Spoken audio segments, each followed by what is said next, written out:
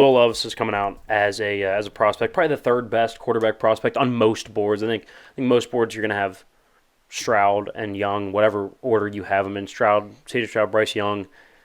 I've seen a couple with like a Hendon Hooker and Anthony Richardson at 3. I think Levis is probably the third best quarterback, on the board.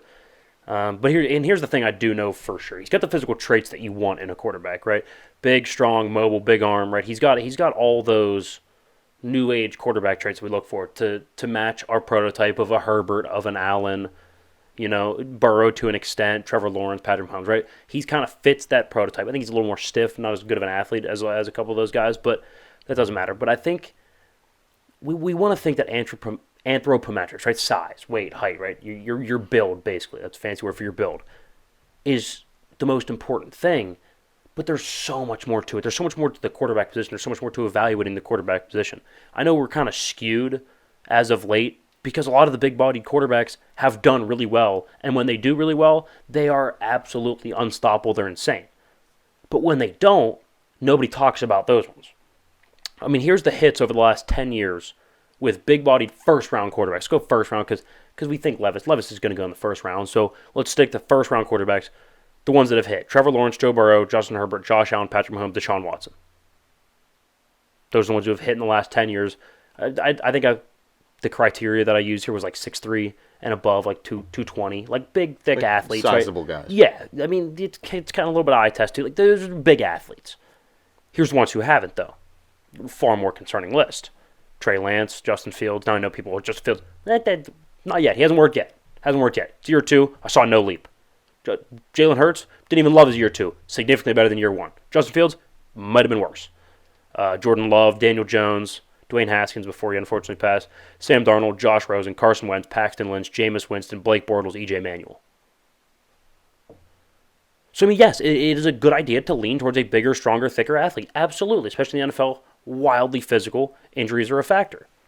Right? And I could go through all the smaller quarterbacks that didn't succeed because they weren't big enough, right? So we could play both sides of the coin here. But a lot of those stars, those are outliers. It's not like for example, Trevor Lawrence is a total outlier. That's not somebody you're like a Levis, who's, I don't know about him as a prospect. Like, he's got some pieces, but a little bit worried. I mean, he's thought of the best quarterback prospects since Andrew Luck and one of the best quarterback prospects since Elway, right? He was destined since 10th grade to be a stud. Right? That wasn't even close. Joe Burrow, now I know he had a transfer and his junior year wasn't great, but I mean, after his senior season, there was minimal doubt that he'd walk in and be a really, really, at worst, a really solid B+ to an A- quarterback in the professionals, right? It wasn't even really a debate. Deshaun Watson, he was like a 5-star, won natties, was expected to be great, so that one was like, yeah, no shit. Now, you can still strike gold and get a guy that flies under the radar a little bit. We think it's crazy now, but Mahomes is a little bit under the radar for sure. So was Herbert. People thought of him as too stiff, too mechanical. Josh Allen, he was not very good his first year. People kind of took a flyer on him, right? He was a little bit wild at Wyoming, small school. So you could still hit gold on those big quarterbacks. But there's a higher percentage chance that you don't. Again, I'll read the list. Trey Lance, Justin Fields, Jordan Love, Dwayne Haskins, Daniel Jones, Sam Darnold, Josh Rosen, Carson Wentz, Paxton Lynch, Jameis Winston, Blake Bortles, E.J. Manuel. And I think Levis is not quite as bad as that group right there, but I don't think he's anywhere close to that top group that I mentioned. I don't even think it's really a debate. I mean, here's what seems like a really, really good comp to me. Carson Wentz. I think that seems like a perfect. Neither are particularly accurate. Good enough, accurate enough for NFL quarterback play, right? 62, 63% is probably where they're going to hover professionally. Good enough to be considered serviceable. Big arm, but going to take some risks. It's not the prettiest throw. Right? Levis it comes out with some velo, but it's a little different of a delivery. Again, big, strong, not super accurate. Going to run around a little more than I'd like, and going to make a couple decisions a game that I'm right? Potential picks. And also, I think it's going to matter where he goes. For Carson Wentz, we've seen in Philly when he had a bunch of support and that was a Super Bowl caliber roster, he was an MVP candidate.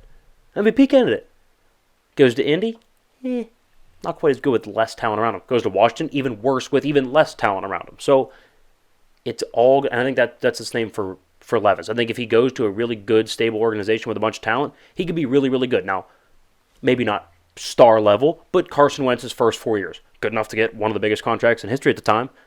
Right, so I think that seems like a pretty good comp to me. I see a lot of Wentz in him. I'm not 100% sure what to make him, but I don't think he's quite that first group I mentioned. I don't think he's quite as bad as most of the guys in that second group. I think he's going to be somewhere in the middle, which would be like a Carson Wentz who's on the high end of that lower group of the big-body quarterbacks who didn't hit. Yeah, I am more skeptical on him. And I do see the tremendous upside that he can have. Yeah, 100%. Now, it does concern me a little bit because his stats aren't anything like flying off the paper at you from Kentucky. Right. 2021, 66% completion percentage, 2,800, call it, yards, 24 touchdowns, 13 picks.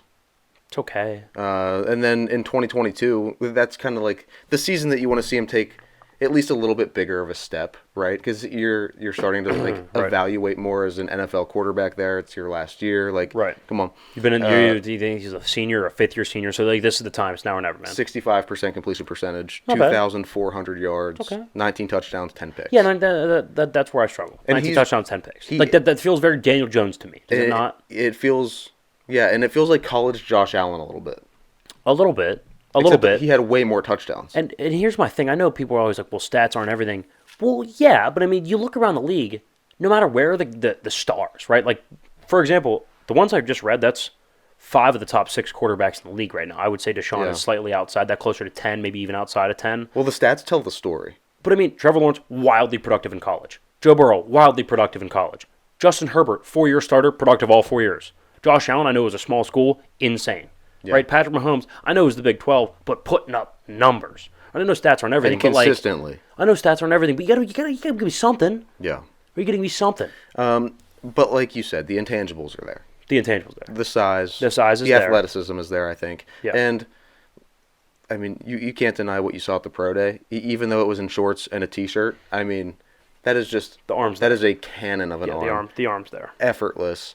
So I'm excited to see how he plays out, and I agree. He's going to be more of a trailer than he is a truck. He's not going to be able to put any sort of a team on his back.